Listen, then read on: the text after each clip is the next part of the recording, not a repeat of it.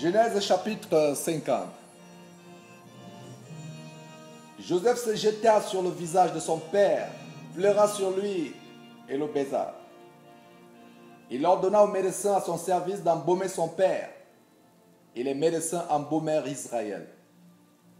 40 jours s'écoulèrent ainsi et furent employés à l'embaumer, et les Égyptiens le pleurèrent 70 jours.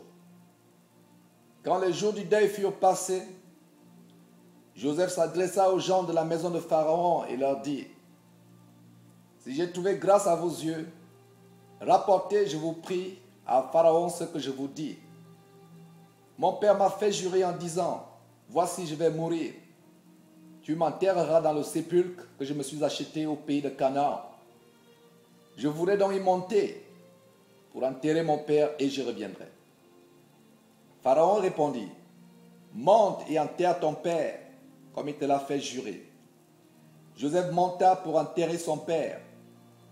Avec lui montèrent tous les serviteurs de Pharaon, anciens de sa maison, tous les anciens du pays d'Égypte, toute la maison de Joseph, ses frères et la maison de son père.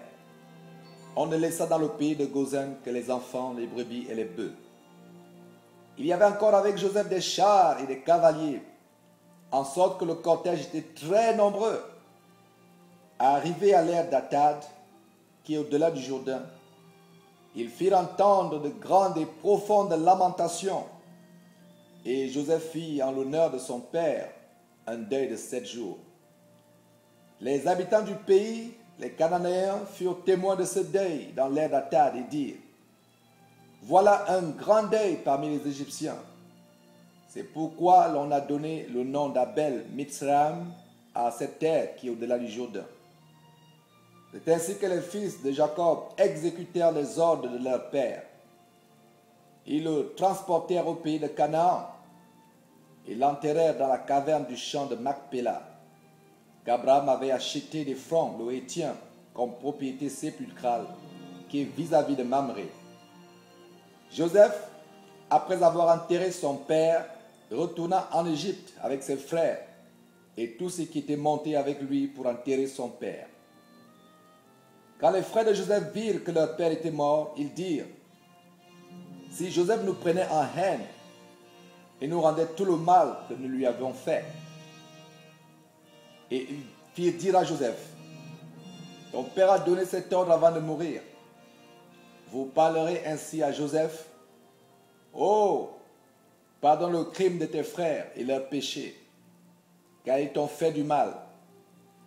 Pardonne maintenant le péché des serviteurs du Dieu de ton père. Joseph pleura en entendant ces paroles.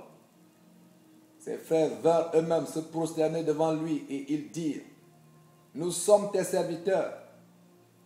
Joseph leur dit: soyez sans crainte, car suis-je à la place de Dieu?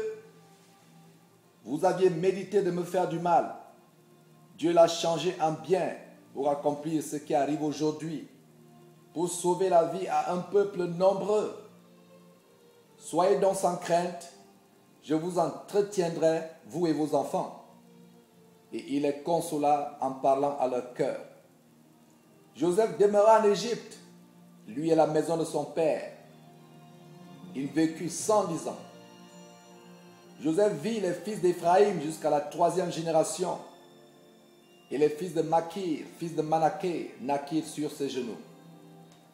Joseph dit à ses frères: je vais mourir, mais Dieu vous visitera et il vous fera remonter de ce pays-ci dans le pays qu'il a juré de donner à Abraham, à Isaac et à Jacob.